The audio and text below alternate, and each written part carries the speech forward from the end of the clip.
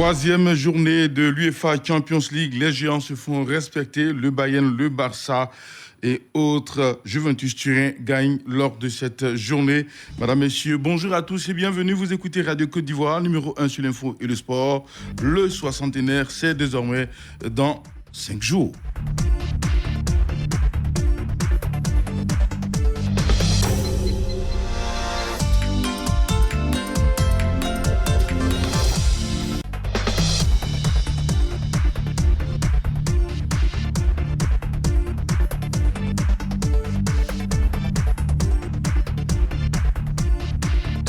Et puis Fernand, alors bonjour, très heureuse d'être avec vous. Au menu pour la matinale des sports pour ce 21 octobre 2021, foot inter, Ligue des Champions, troisième journée, Cristiano Ronaldo fait encore la différence en fin de match et Manchester United renverse l'Atlanta à Bergame.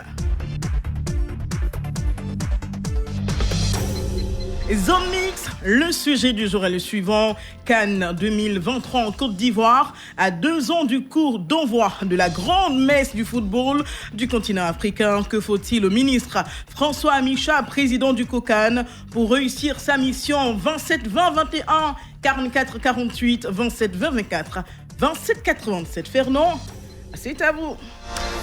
Merci Estelle Lassoumou. Avant tout cela, prenons place au kiosque de Moussa pour un bon café. Ce matin, Lamine Sanogo et ses invités mettent sur la table l'élection du prochain président de la FIF. À quand donc cette élection? Mesdames, Messieurs, retrouvons-les chez Moussa pour le débat.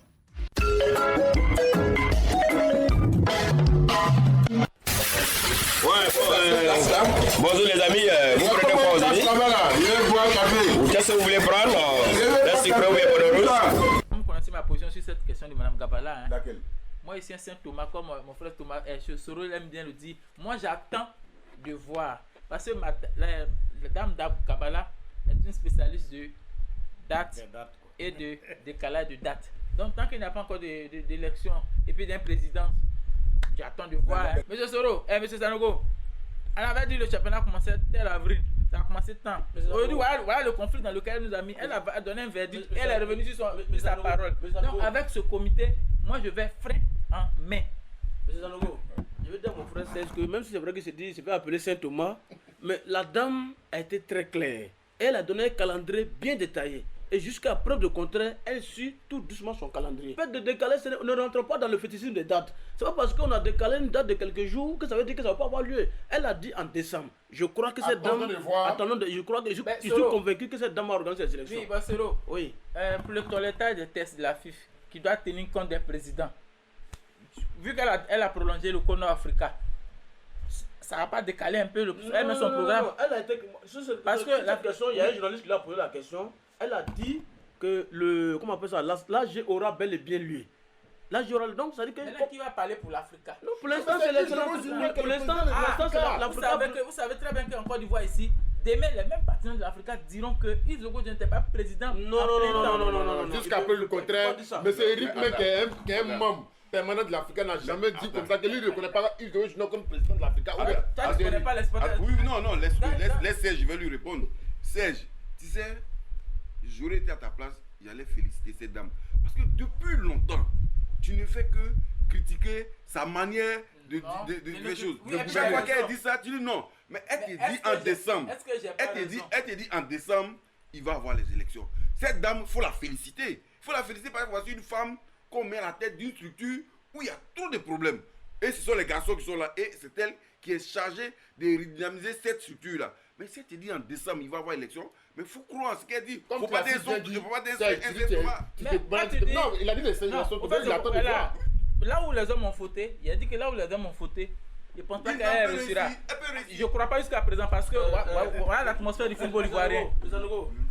Vous savez, c'est une position où on ne peut pas donner, comme on le dit, une torche à quelqu'un qui est un aveugle. C'est-à-dire qu'on ne peut pas donner la torche à un aveugle. Il refuse de voir ce que Dame Gabala a déjà fait à la tête de cette fédération ivoirienne de football. Voilà une dame qui est venue, elle a dit non, le championnat ne va jamais se dérouler. Le championnat est fini. Non, mais à la non, mais attendez, je viens. Je suis en train de citer les performances de Dame Gabala. Après, elle a dit la Ligue 2 ne va pas se dérouler, la Ligue 2 s'est déroulée. Même la Ligue 3. Même la Ligue 3 a eu lieu. Les divisions régionales ont eu lieu. Aujourd'hui, Mme Daoud Kabala est en train de nous préparer l'élection de la fédération qui aura bel et bien lieu. Bientôt, c'est l'âge. Et moi, je suis convaincu qu'elle va nous donner. Elle va faire une élection propre, en bonne et due forme. Si tu prends ces étapes handicapées là pour des succès, c'est moi qui t'arrête en même temps. Hein.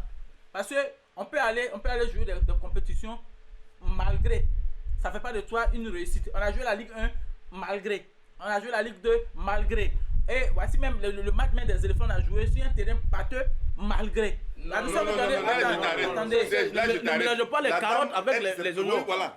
C'est pas elle qui est chargée des infrastructures. Non, moi je donne mes positions. Attends, mais sur un instant, est-ce que la feuille de route de Mme Gabala est bien suivie? C'est pas bien suivi. La feuille de route est suivie. Elle est suivie. Non. L'objet, d'abord, vous devez vous rappeler quel est son objectif. Voilà la question. Voilà, elle est venue dans l'intention d'organiser des élections à la Fédération ivoirienne de football. C'est sur ça que moi je Tout l'attends. en permettant au football, au ballon de rouler sur les terrains. Et c'est pour l'instant, c'est ce qu'elle est en train de faire. Elle a déjà fait la première partie qui a fait de reprendre le championnat. Ça a été fait. Aujourd'hui, elle a la deuxième partie qui est l'AG. La dernière étape, c'est l'élection. Donc, bien aimé, elle a déjà convoqué tout le monde pour l'AG. Donc, je suis convaincu qu'elle va faire l'AG. En fait, elle a même donné une date, je crois. C'est la date la question qu'on doit se poser. La date a été décalée. C'est spécialiste de décalage de date. Serge, la question qu'on doit se poser, Mme Dao Gabala, son mandat prend fin à quel moment? Son mandat prend fin, le jeune nous donne un président de Non. Quand elle venait, on lui a dit son mandat court jusqu'à telle date. Fin décembre. Fin décembre. Donc, il a été dit, les élections auront lieu en décembre. Donc, il faut croire ça. Mais c'est que vous ne savez pas. Si pour vous plaît, elle est obligée de respecter son calendrier en fin décembre, elle va vous donner un président malgré. C'est pas pour nous plaire, c'est pour parce qu'on risque de ne pas toucher certains points pour lesquels elle est venue. Et puis elle va faire l'élection. On dit, moi j'ai fait mon élection. Est-ce que tu as pensé la plaie du football ivoirien? C'est de ça que moi je parle.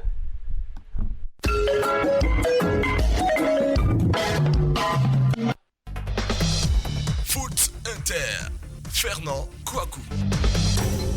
Merci à vous, Valentin Kouachi. Mesdames, Messieurs, nous poursuivons notre parcours. L'espace Foot Inter s'offre à nous à présent et c'est la Ligue des champions UEFA qui nous permet de nous exprimer. Fin donc hier, mercredi, de la 3e journée. Une journée marquée par une forte pluie de buts.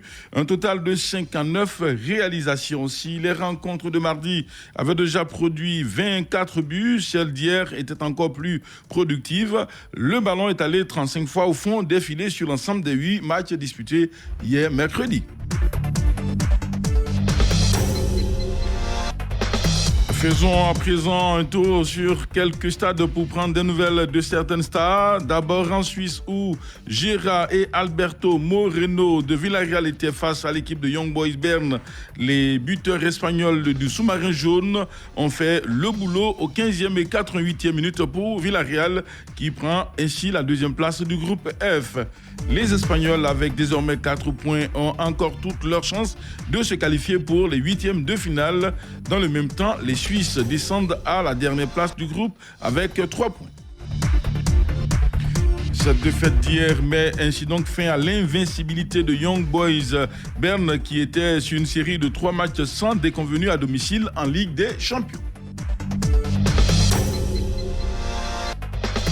Dans le groupe E, le Barça renaît donc de ses cendres quand le Bayern confirme. Hier, si Gérard Piqué, 37e, offrait au Barça ses 3 premiers points dans la compétition, le défenseur blaugrana marquait pour sa part son 2e but cette saison dans la compétition et c'est donc le premier en Ligue des Champions.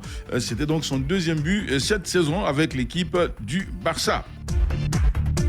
De l'autre côté, au Portugal, le Bayern Munich, grâce à Leroy Sané, double buteur, 70e puis 85e et passeur pour Robert Lewandowski, a marqué le coup en s'imposant largement 4-0 à Lisbonne face à l'équipe du Benfica. Robert Lewandowski, buteur à la 82e, compte désormais 25 réalisations lors de ses 19 derniers matchs de Ligue des Champions. C'est son 5e but cette saison dans l'épreuve.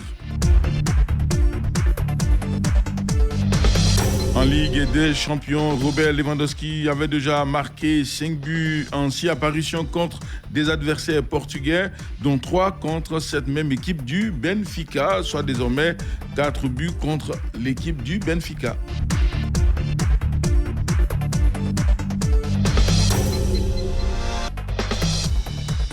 Allons en Angleterre. Dans le groupe F, Manchester United fait encore vibrer Old Trafford grâce à Cristiano Ronaldo, logiquement mené 2 buts à la pause. Manchester United a brillamment réagi pour renverser l'Atalanta Bergame et s'installe ainsi donc en tête du groupe F. Hier, alors que l'on s'acheminait vers un nul 2-2 après l'égalisation de Manchester United suite à 2 réalisations de Marcus Rashford 53e et Maguire 75e, c'est Cristiano Ronaldo, l'inusable, qui fait bouillonner Old Trafford et le monde entier avec une tête croisée. 81e minute, c'est son 3e but en autant de matchs de Ligue des Champions cette saison avec l'équipe de Manchester United. C'est aussi son 137e but en 179 apparitions au total. Il faut aussi ajouter que c'est la 2e fois que Cristiano Ronaldo marque lors de ces 3 matchs d'affilée pour Manchester United en Ligue des Champions. La première fois, c'était en novembre 2007 contre Chelsea, lors de la finale remportée justement par les Red Devils au tir au but 6-5. Au terme du temps réglementaire et après prolongation, les 2 équipes étaient à égalité 1-1. United est désormais premier de son groupe avec 6 points.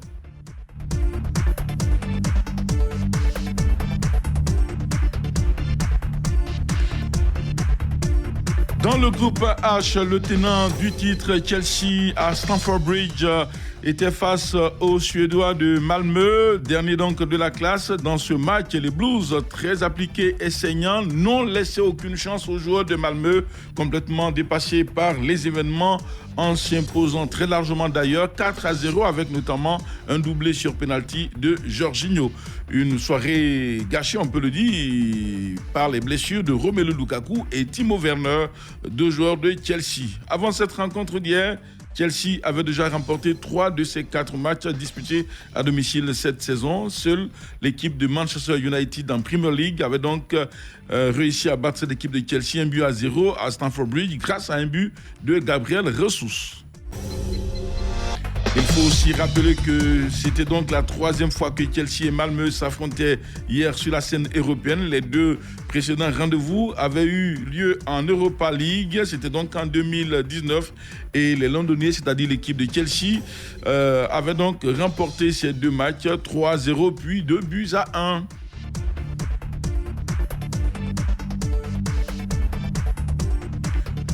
Avant la zone mixte, il est bon de rappeler qu'aujourd'hui, c'est donc la Ligue Europa qui prend le relais avec plusieurs rencontres.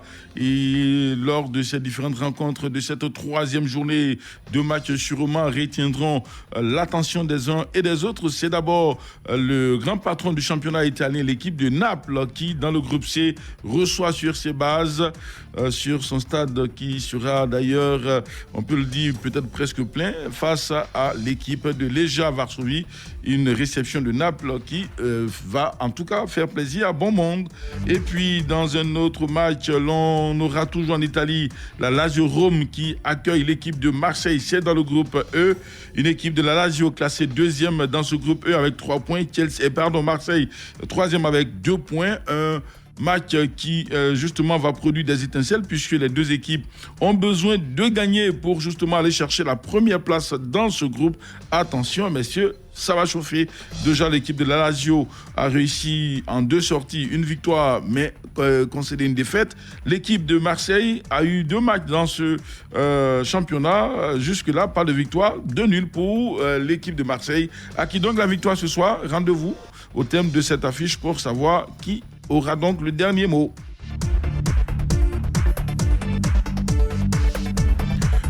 Allez, Valentin Kwasi, c'est donc fini pour l'espace foot inter, direction la zone mixte. Zone mixte, le mini débat.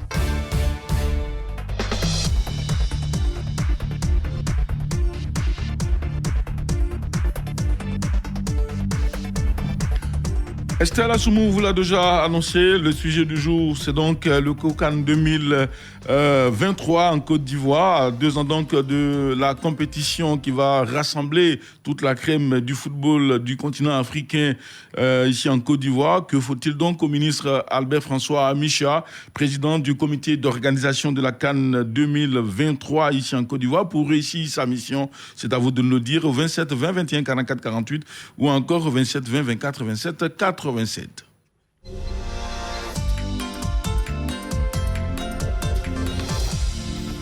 Grâce au doigté magique de Aïssata Koulibaly qui assiste Valentin Kouassi, allons dire bonjour à Gervais Zou à Yopougon. Bonjour Zou Gervais. Oui, bonjour M. Fernand Kouakou. Oui, nous vous écoutons. Bon, moi je crois bien que d'abord, de un, il faudrait que l'État de Côte d'Ivoire lui donne suffisamment, mettre à sa disposition suffisamment de moyens adéquats pour pouvoir réussir cette canne. Et de deux, il faut que Amichia même mette les personnes qu'il faut à la place qu'il faut. Je dis ça parce que il ne faudrait pas qu'il y ait de copinage. S'il veut réussir cette émission dans les différentes commissions, il faut qu'il mette ces personnes aussi au pied. Et de deux, il faut qu'il communique suffisamment parce que le tout premier président, la COCAN, comment on l'appelle, du COCAN. Monsieur Feye-Kessé. Voilà, mais il ne communiquait pas suffisamment. Et Amichia vient d'arriver, j'ai l'impression qu'il suit un peu cette voie. Donc, pour réussir cette canne, il faut qu'il communique suffisamment avec la presse même. Et la presse, par exemple, Radio Côte d'Ivoire comme ça, va relayer les informations. Et puis, à propos des commissions, bon, je vais prendre la commission. Bon, je ne sais pas si c'est l'ancienne commission la commission communication de...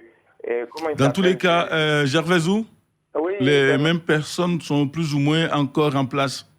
D'accord. Parce que je parle de communication parce que je me dis qu'aujourd'hui, on a des journalistes aussi outillés en Côte d'Ivoire ici pour appartenir à cette commission. Alors, sur cet aspect, je vous rassure, déjà les deux associations de journalistes sportifs ici en Côte d'Ivoire, l'Union nationale de la presse sportive et l'Association des journalistes sportifs de Côte d'Ivoire, AGSCI et UNEPSI, sont déjà allés rencontrer le ministre Albert François Micha, qui donc leur a accordé cette audience-là. Ils ont échangé et ils se sont compris. Le ministre a promis qu'opter 2 membres dans chaque entité. Seulement, il a laissé la latitude aux différents présidents de désigner 2 membres pour qu'ils puissent intégrer la commission communication. Reste maintenant à ces responsables d'association de ne pas, eux aussi, faire, si vous voulez, rester dans la complaisance et dans le copinage pour aller choisir des gens qui ne pourront pas travailler et dire les choses comme il se doit. Merci et très bonne journée à vous. Ok, merci, Fernand. Merci.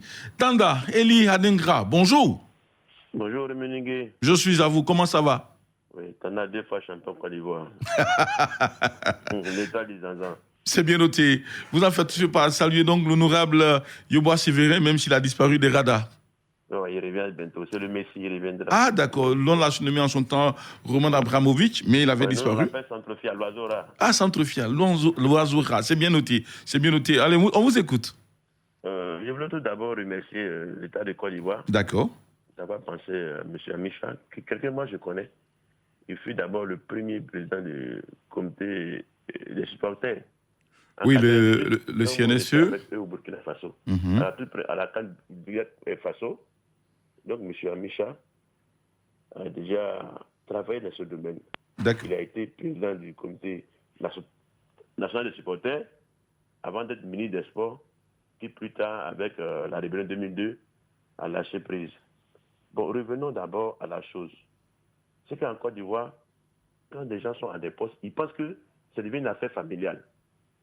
Aujourd'hui, nous, à l'est de la Côte d'Ivoire, comme dans pas mal de régions, nous nous sommes sentis frustrés parce qu'on n'a pas été associés à quoi que ce soit concernant les stades de la CAN. Aujourd'hui, qu'est-ce qu'il faut faire? Je pense qu'il faut amener tous les Ivoiriens à adhérer au projet. Alors, qu'est-ce que moi je propose? D'abord, associer les maires. Dès maintenant. Il ne faut pas attendre à 2 mois de la CAN pour appeler les maires pour dire non, voilà ce que non. On associe les maires où il y a des mairies au projet pour que le tout s'organise. Les sous-préfets où il n'y a pas de maire, et ainsi de suite. Parce que nous, quand on est aujourd'hui à l'est là, de Ténis jusqu'à Zopé, aucun stade n'a été, aucune ville n'a été retenue pour abriter une compétition de la CAN. On connaît notre position à l'Est par rapport à certains pays susceptibles de jouer à la CAN. Donc nous nous sommes quand même oubliés. Et c'est quelque chose, et c'est comme aussi à l'Ouest, le Grand Ouest, il n'y a personne. Oui, parce qu'il faut que le ministre Amicha communique. Les problèmes de personnes là, ils n'ont qu'à arrêter ça.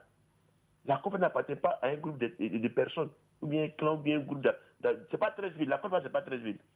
On a vu tout se passe à 13 villes, on dirait. Ce sont les enfants de 13 villes qui vont et qui viennent. Pourquoi on arrête ça? D'accord, c'est bien noté, monsieur Elia Dingra.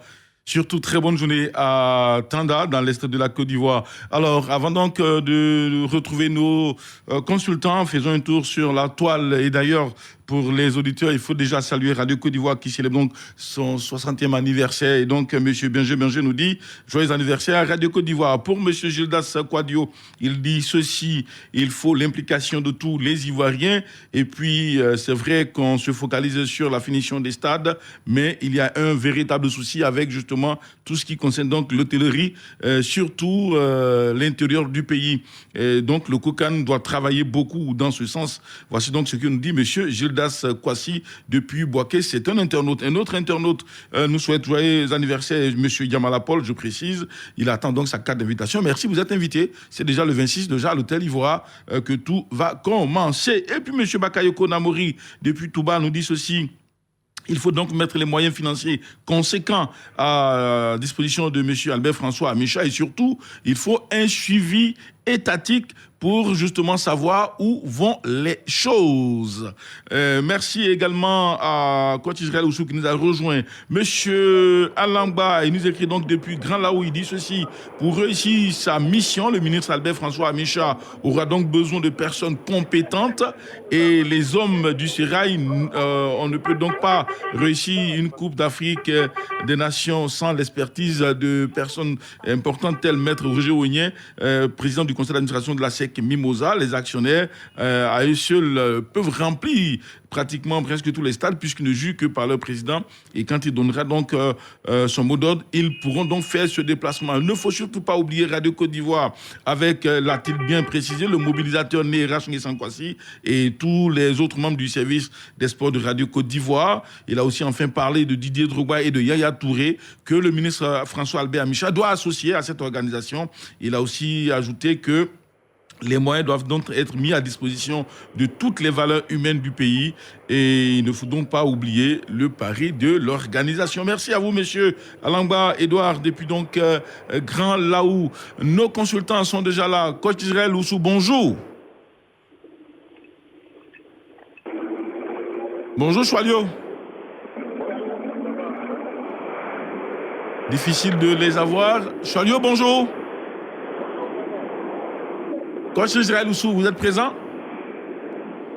Essayez donc de les ramener, messieurs. Le temps pour nous donc de lire un autre message de monsieur Jules Brou qui dit « Je crois bien que désormais le pays a... Le pays a donc des candidats à l'organisation.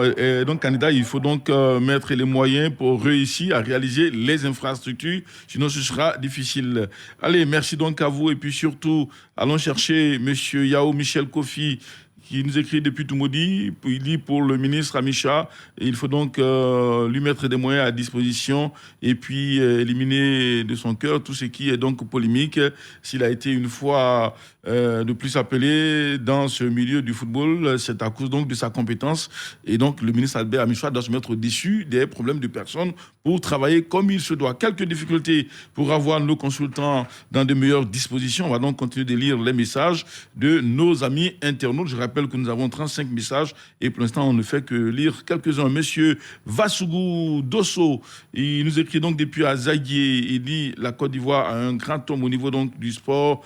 C'est donc monsieur François Albert Amicha. Les Ivoiriens doivent lui faire confiance pour qu'il puisse réussir sa mission. Monsieur Tino La Merveille dit ceci, joyeux anniversaire donc à Radio Côte d'Ivoire et surtout à la directrice de cette radio qui est la maman de tous les Ivoiriens. Il a dit quant au ministre François Albert Micha, l'on doit reconnaître que la Côte d'Ivoire peut rêver de réussir l'organisation de cette CAN 2023, mais il faut donc mettre du sérieux juste dans le travail qu'il y a à faire, surtout au niveau donc des infrastructures. Il y a des pelouses de qualité à obtenir pour qu'on puisse justement réussir ce pari. Il nous écrit donc depuis Koumassi. Monsieur Alberto Zalem nous dit ceci, le ministre François Albert Micha maîtrise déjà le milieu. Maintenant, il faut donc que le ministre des Sports et l'État de Côte d'Ivoire mettent tous les moyens à sa disposition pour qu'il puisse réussir sa mission. Allez, il nous écrit donc depuis Dabou.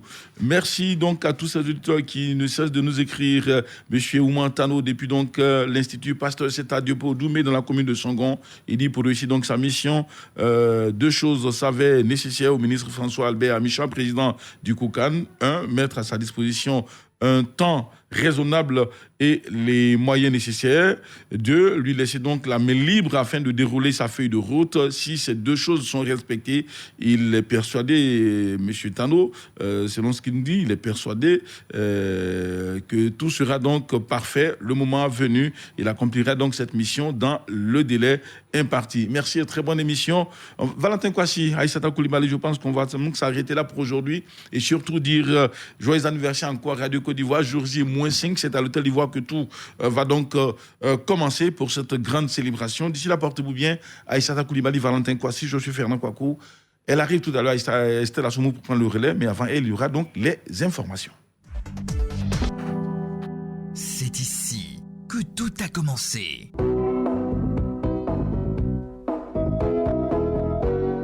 Radio Côte d'Ivoire, chaîne nationale, le quotidien chez vous. 26 octobre 1961.